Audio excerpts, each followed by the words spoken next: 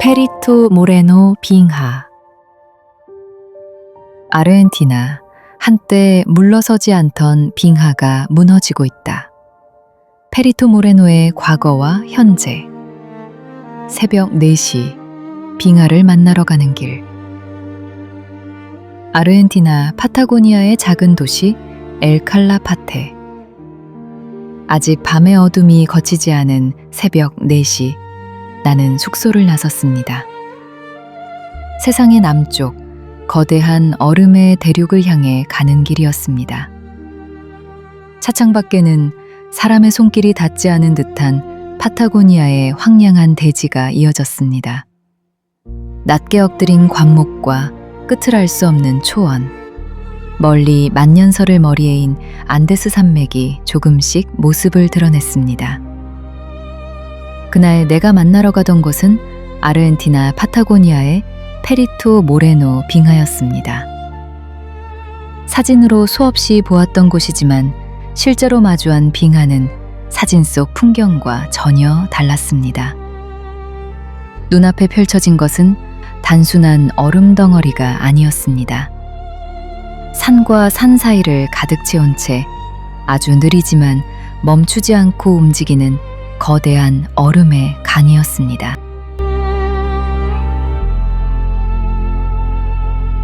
페리토 모레노 빙하는 어디에 있는가?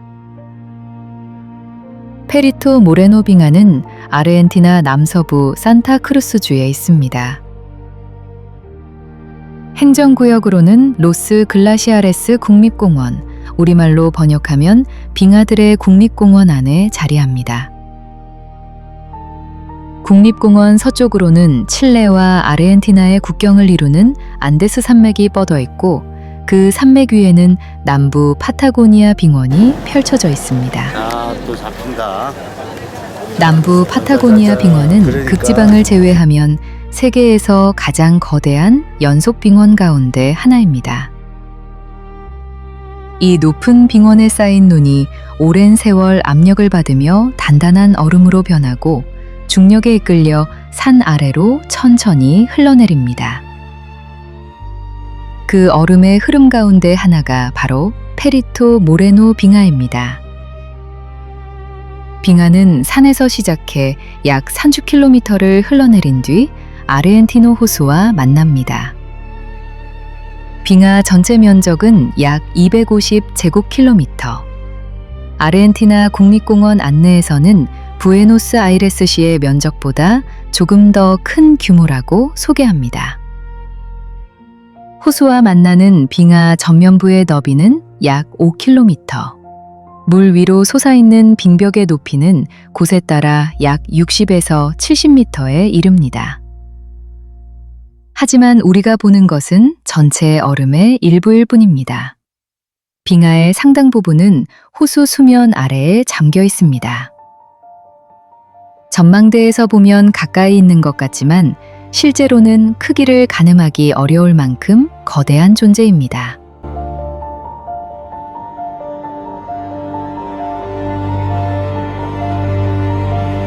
수만 년의 시간이 만든 얼음의 강.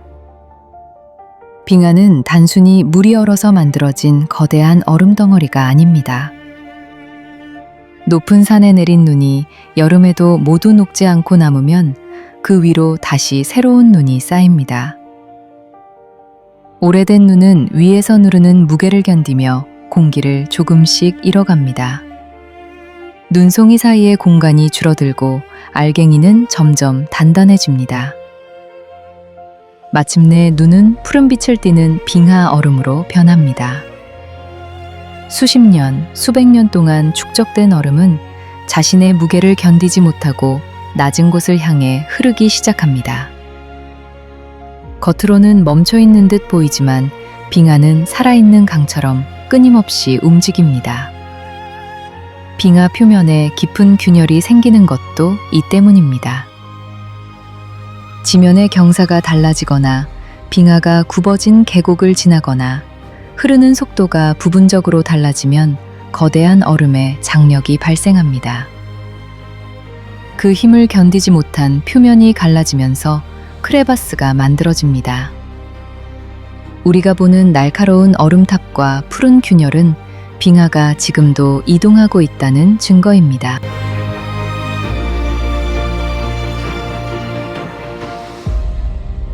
빙하가 푸르게 보이는 까닭. 멀리서 바라본 빙하는 하얗게 보이지만 가까이 다가가면 곳곳에서 깊고 신비로운 푸른빛이 나타납니다. 그 색은 단순히 하늘이 반사된 것이 아닙니다. 오랜 세월 압축된 빙하의 얼음은 일반 얼음보다 훨씬 치밀합니다. 얼음 속으로 들어간 빛 가운데 붉은 계열의 빛은 흡수되고 푸른 계열의 빛이 상대적으로 더 많이 남아 우리 눈에 도달합니다. 얼음이 오래되고 단단할수록 빛이 지나가는 거리가 길수록 그 푸른색은 더욱 깊어 보입니다. 어떤 곳은 옅은 옥빛이고 어떤 균열은 바다보다 깊은 청색으로 보입니다. 빙하가 무너진 직후 드러난 안쪽 면이 유난히 푸른 것도 그동안 햇빛과 공기에 노출되지 않았던 치밀한 얼음이 모습을 드러냈기 때문입니다.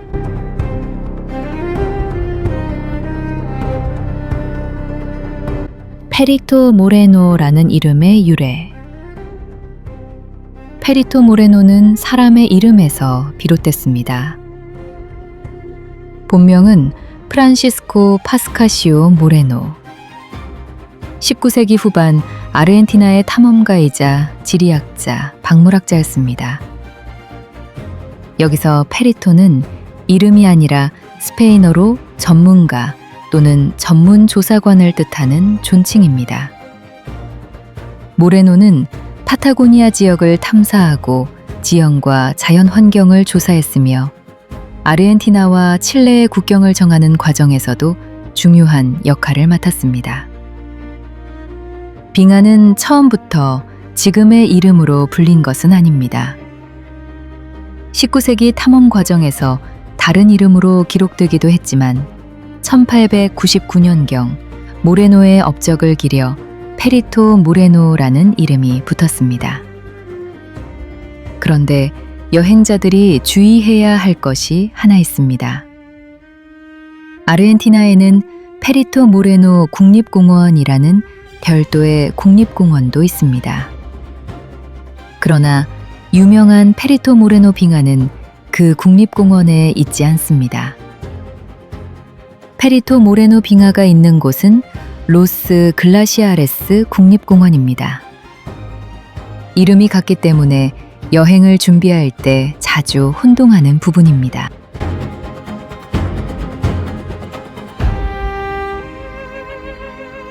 로스 글라시아레스 국립공원. 로스 글라시아레스 국립공원은 1937년에 보호구역으로 지정됐고 1981년 유네스코 세계자연유산에 등재됐습니다. 국립공원에는 페리토 모레노뿐 아니라 웁살라, 비에드마, 스페가치니 등 수많은 빙하가 있습니다. 공식 안내 자료에 따르면 공원에는 48개의 주요 빙하와 100개가 넘는 소규모 빙하가 분포합니다. 북쪽에는 피츠로이 산과 세로토레로 유명한 엘 찰텐이 있고 남쪽에는 페리토 모레노 빙하와 아르헨티노 호수가 있습니다. 산과 빙하, 숲과 호수가 하나의 거대한 생태계를 이루는 곳입니다. 유네스코가 이곳을 세계유산으로 지정한 까닭도 단지 빙하가 크기 때문만은 아닙니다. 빙하가 산을 깎고 계곡을 만들고 녹은 물이 호수를 채우며 그 물이 다시 강이 되어 대서양 방향으로 흐르는 지구의 긴 역사가 이곳에 온전히 남아있기 때문입니다.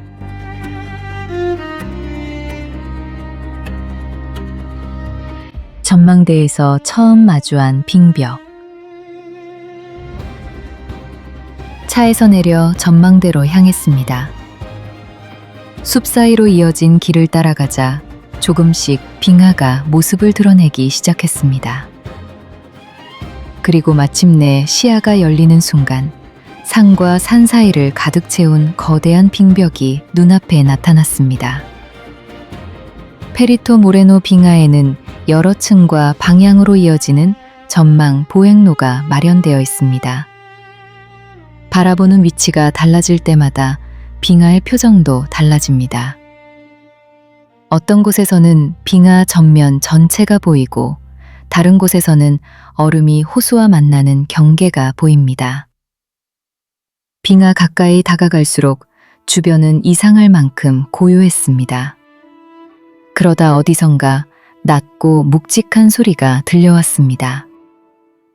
우르릉. 처음에는 천둥인 줄 알았습니다. 하지만 그것은 빙하 내부에서 얼음이 갈라지는 소리였습니다.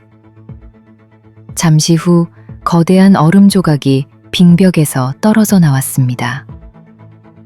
얼음이 호수로 무너지는 순간 커다란 굉음과 함께 물보라가 솟아올랐습니다.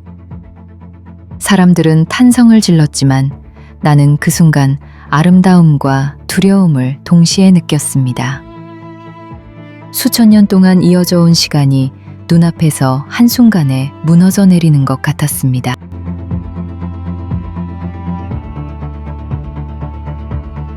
빙하 붕괴는 모두 온난화 때문일까? 빙하에서 얼음이 떨어져 나가는 현상을 칼빙 또는 빙하 분리라고 합니다. 호수까지 흘러온 빙하의 끝부분은 물의 부력을 받고 파도와 소온의 영향을 받습니다.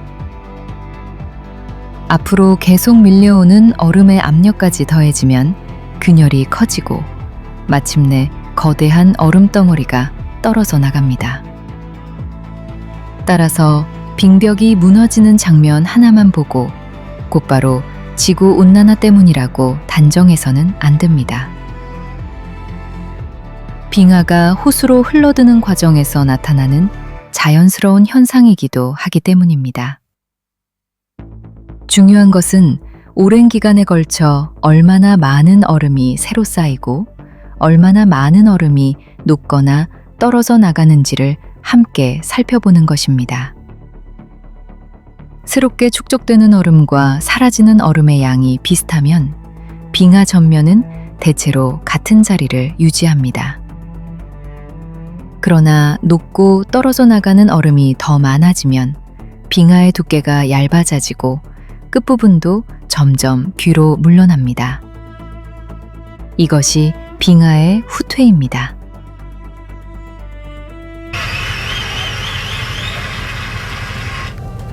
Muy bien, pasajeros, aquí continuamos navegando entre los témpanos.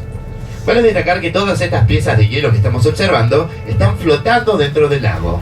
Recuerden, los témpanos, a diferencia de los glaciares, se encuentran flotando. Como los témpanos flotan, se encuentran también en movimiento, ayudados por el movimiento de las aguas y también por el viento. Básicamente, los témpanos se desplazan a distintos sectores de este gran lago argentino. Al flotar, cuando miramos un témpano, solo vemos una pequeña parte. No importa el tamaño, no importa la forma, de un témpano solo vemos un 10 o 15%, ya que lo restante se encuentra sumergido. Hablamos de un 85 y hasta 90% de los témpanos por debajo de las aguas. Recuerden, en un témpano solo vemos una pequeña parte. El 85 y hasta 90% se encuentra sumergido. Se suele comparar a los témpanos con personas, con seres humanos. Solo observamos la parte que corresponde a la cabeza, la parte que corresponde al cuerpo se encuentra por debajo de las aguas. 호수를 막고 스스로 다리를 만드는 빙하. 페리토 모레노가 세계적으로 유명해진 또 하나의 이유는 빙하가 호수를 막았다가 거대한 얼음다리를 만들고 다시 붕괴하는 독특한 현상 때문입니다. 빙하가 앞으로 흘러 마가야네스 반도와 맞닿으면 아르헨티노 호수의 일부인 리코 수로가 막힙니다. 거대한 얼음댐이 만들어지는 것입니다. 물이 빠져나가지 못하면 막힌 쪽의 수위가 점점 상승합니다. 높아진 물은 빙하 아래쪽을 파고들어 통로를 만들고 통로가 점점 넓어지면 위쪽에는 거대한 얼음 아치가 남습니다. 마침내 아치가 자신의 무게를 견디지 못하고 무너집니다. 이것이 페리토 모레노의 유명한 대붕괴입니다. 하지만 이 현상은 일정한 날짜에 반복되는 행사가 아닙니다. 몇 년 간격으로 일어나기도 하고 긴 시간 나타나지 않기도 합니다. 대붕괴를 보기 위해 여행 날짜를 맞추는 것은 사실상 어렵습니다. 그러나 대붕괴가 아니더라도 빙하 전면에서는 크고 작은 얼음 붕괴가 계속 일어납니다. 그 소리와 움직임만으로도 페리토 모레노가 살아있는 빙하라는 사실을 충분히 느낄 수 있습니다.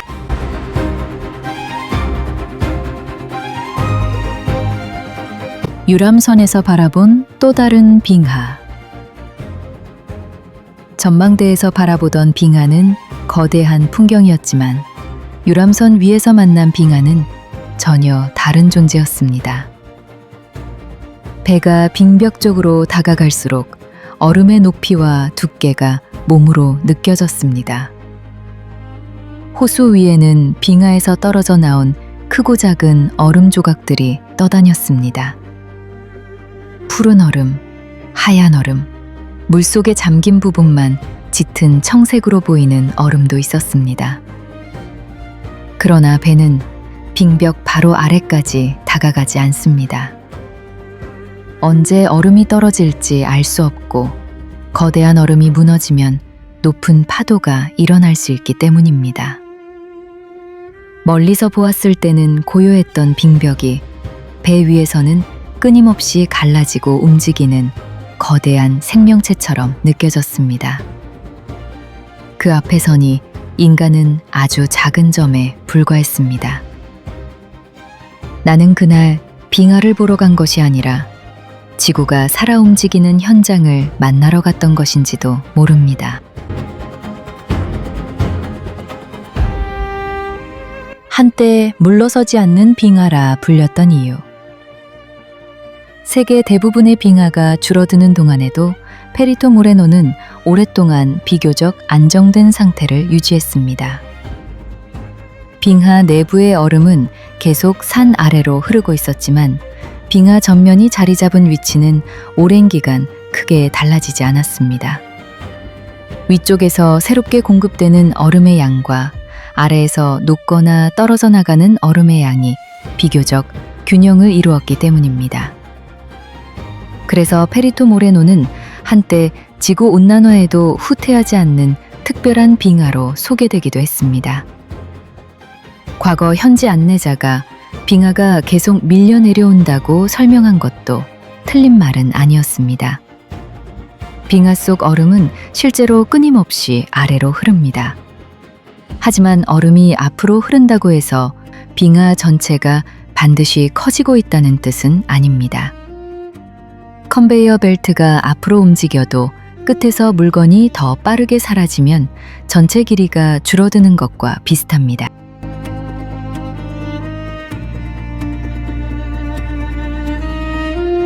이제 페리토 모레노도 물러나기 시작했다. 제가 여행했던 당시와 지금의 페리토 모레노는 같은 빙하이지만 같은 모습이라고 말하기 어렵습니다. 최근 과학자들은 페리토 모레노가 오랫동안 유지했던 균형이 무너지고 있다고 보고하고 있습니다. 2025년 발표된 연구에 따르면 2000년부터 2019년까지 빙하 전면부는 비교적 안정적이었지만 2019년 이후 일부 지역에서는 약 800m까지 후퇴했습니다. 전면부가 얇아지는 속도도 크게 증가했습니다.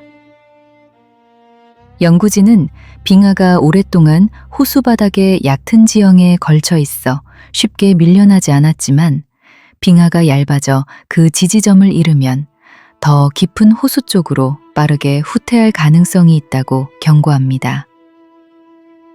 한때 예외처럼 보였던 페리토 모레노마저 세계 빙하들이 겪고 있는 변화에서 자유롭지 못하게 된 것입니다.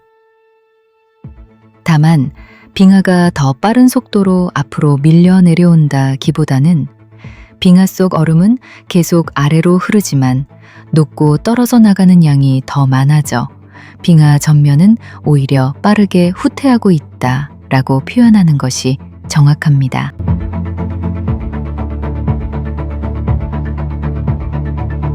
지구의 빙하는 무엇을 말하고 있는가? 빙하는 지구의 기후를 기록한 거대한 문서입니다. 오래된 얼음 속에는 과거의 공기와 먼지, 화산재, 강수의 흔적이 남아 있습니다. 빙하의 두께와 이동, 후퇴 속도를 조사하면 과거 지구의 기온과 환경이 어떻게 달라졌는지 알 수 있습니다. 오늘날 세계 여러 지역의 빙하는 동시에 질량을 잃고 있습니다. 물론 빙하는 계절과 강수량, 지형, 호수 수온 등 여러 요인의 영향을 받습니다. 그러나 세계적으로 장기간 계속되는 빙하 감소는 인간 활동으로 인한 기후변화와 분리해 설명할 수 없습니다. 빙하가 줄어든다는 것은 아름다운 풍경 하나가 사라지는데 그치지 않습니다. 빙하에 의존하는 지역의 물 공급이 달라지고 생태계가 변하며 해수면 상승에도 영향을 줍니다. 오늘 우리가 보는 빙하의 모습은 수십 년 뒤 다음 세대가 보게 될 모습과 다를 수 있습니다.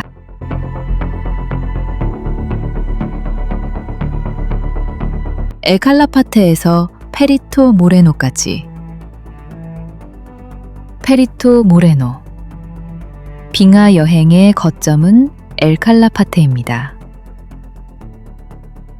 엘칼라파테에는 공항과 버스터미널, 숙박시설, 음식점과 여행사가 모여 있습니다. 빙하가 있는 국립공원 입구는 엘칼라파테에서 약 50km, 전망대 일대까지는 일반적으로 약 70km부터 80km까지 거리입니다. 차량으로는 대략 1시간 30분 전후가 걸리지만 중간 전망대와 휴식 장소에 들르면 더 오래 걸릴 수 있습니다. 새벽 일찍 출발하는 일정도 있고 일반 버스나 현지 여행사의 하루 일정으로 다녀올 수도 있습니다. 주요 관람 방법은 3가지입니다. 첫째는 전망 보행로입니다. 여러 높이와 방향에서 빙하를 볼 수 있어 처음 방문하는 여행자에게 가장 기본이 되는 코스입니다. 둘째는 유람선입니다. 호수 위에서 빙하 전면을 바라보기 때문에 전망대와는 전혀 다른 규모감을 느낄 수 있습니다. 셋째는 빙하 트레킹입니다. 전문 안내자와 함께 안전장비를 착용하고 빙하 위를 걷는 방식입니다. 연령과 건강 조건, 운영 시기와 상품 구성이 달라질 수 있으므로 반드시 예약 전에 확인해야 합니다. 국립공원 입장권과 유람선, 트레킹 비용은 별도로 운영되는 경우가 많고 가격도 변하므로 여행 직전에 공식 안내를 확인하는 것이 좋습니다.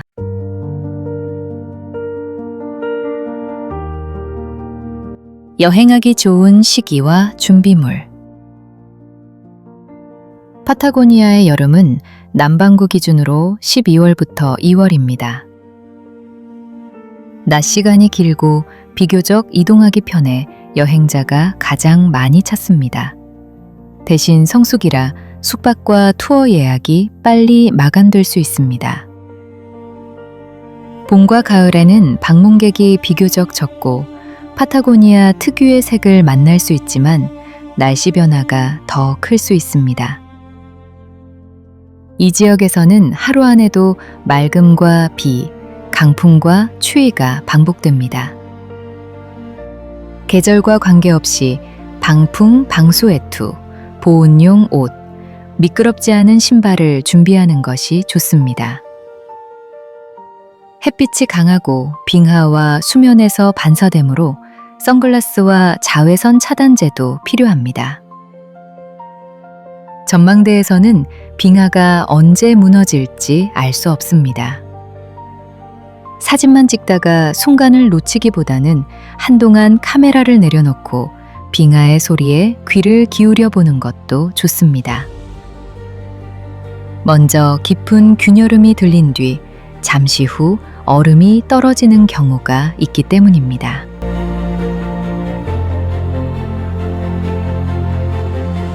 내가 만난 테리토 모레노. 나는 엘칼라파테에서 새벽 4시에 출발했습니다. 이른 시간부터 길을 나선 피곤함은 빙하를 처음 마주하는 순간 모두 사라졌습니다. 끝없이 이어진 얼음의 능선, 호수 위로 솟은 푸른 빙벽, 산과 숲과 물이 함께 만들어낸 풍경, 그리고 어디선가 천둥처럼 울려오던 얼음의 소리.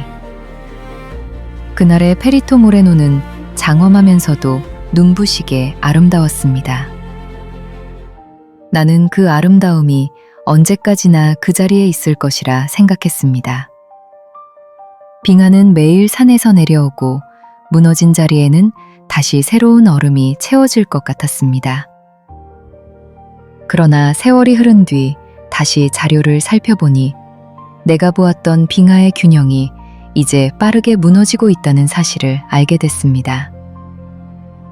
내 사진과 영상 속에 남아있는 빙하는 단순한 여행의 추억이 아니었습니다. 변하기 전 지구의 한 모습을 기록한 소중한 시간의 증거가 되어 있었습니다.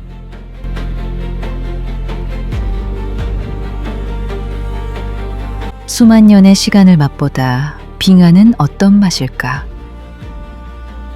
호수 위에는 빙하에서 떨어져 나온 크고 작은 유빙이 떠다녔습니다. 배 위로 건져 올린 유빙은 생각보다 훨씬 컸습니다. 나는 장난스럽게 얼음에 입을 대어 보았습니다. 그 순간 차가운 얼음보다 먼저 한 가지 생각이 스쳤습니다. 나는 지금 수만 년이 지난 과거를 입에 물고 있구나. 안데스 산맥에 내린 눈이 켜켜이 쌓이고 눌려 만들어진 오래된 얼음. 그 긴 시간이 청록빛 유빙이 되어 내 품에 안겨 있었습니다. 이를 지켜보던 여행객들도 웃었고 우리는 말이 달라도 그 신기하고 즐거운 순간을 함께 나누었습니다. 특별한 맛이 있었던 것은 아니지만 그 순간 나는 수만 년이 지난 과거를 입에 물고 있다는 생각이 들었습니다. 안데스 산맥에 내린 눈이 오랜 세월 켜켜이 쌓이고 눌려 만들어진 얼음.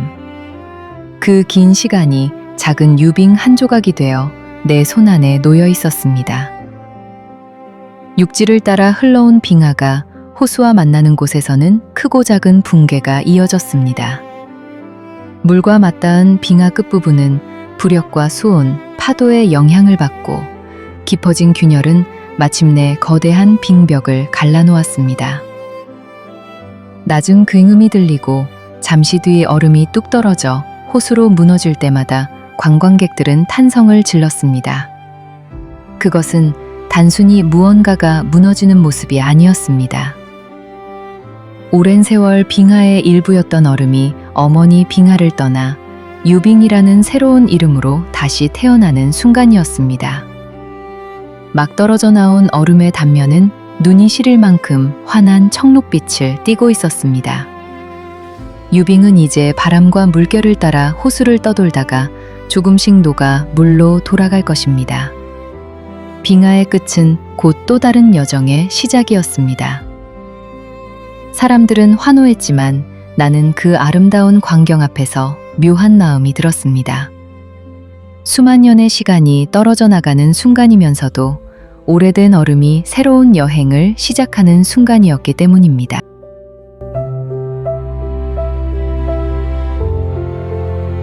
얼음이 우리에게 남기는 말. 빙하는 아무 말도 하지 않습니다. 그러나 갈라지는 소리로, 무너지는 빙벽으로, 점점 얇아지고 뒤로 물러나는 몸으로 지금 지구에서 무슨 일이 일어나고 있는지를 말하고 있습니다.